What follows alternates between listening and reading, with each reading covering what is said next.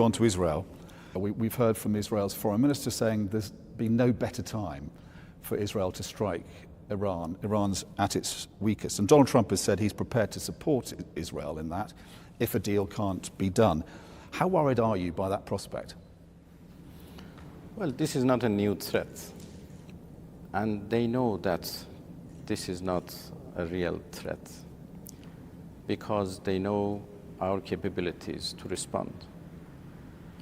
And we have made it clear that any attack to our nuclear facilities would be faced with an immediate and decisive response. But I don't think they will do that crazy thing. This is really crazy. And this would turn the whole region into a very bad disaster. I don't even want to talk about that. Why? Because I think this is not a real threat. And on that subject, on the subject of Israel, the Palestinians and Gaza, Donald Trump yesterday said that one option could be cleaning out Gaza. He proposed that and the Palestinians moving somewhere else. Is that a red line for Iran? And if that was to happen, what would Iran do? Well, I think this is a project many people tried to do in the past, but they have all failed.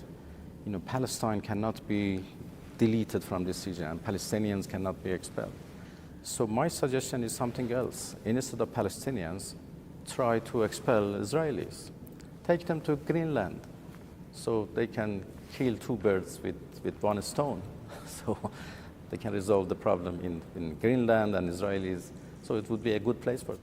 You don't think the Israelis have a right to live in what they regard as their homeland? Well, everybody has the right to live, but nobody has the right to occupy others' lands. And this is the land of Palestinians, and Palestinians should decide for their land and their destiny. In the last year, we've seen Hamas weakened, we've seen Hezbollah massively weakened, we've seen the death of Hassan Nasrallah, a close ally of Iran's, we've seen Ismail Haniyeh, the Hamas leader, assassinated here in this very city. We've seen your ally Bashar al-Assad toppled from power. Is it fair to say that your strategy is just not working, that you need to have a complete rethink about how you operate in the region? Well, I don't think so. These are quite, things which happen in the world, Things that happen? I mean, surely you must admit that you've lost a lot this year. You've lost allies who've been assassinated. You've seen allies thrown from power by Sunni jihadi enemies of Iran. Will you concede that things have not moved in Iran's way this last year?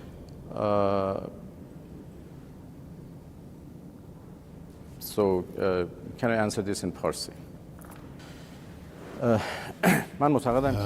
believe that the resistance has been rendered several serious blows, but we have to know that resistance is a school of thought. It is a cause that is still alive, and it is still there and is breathing.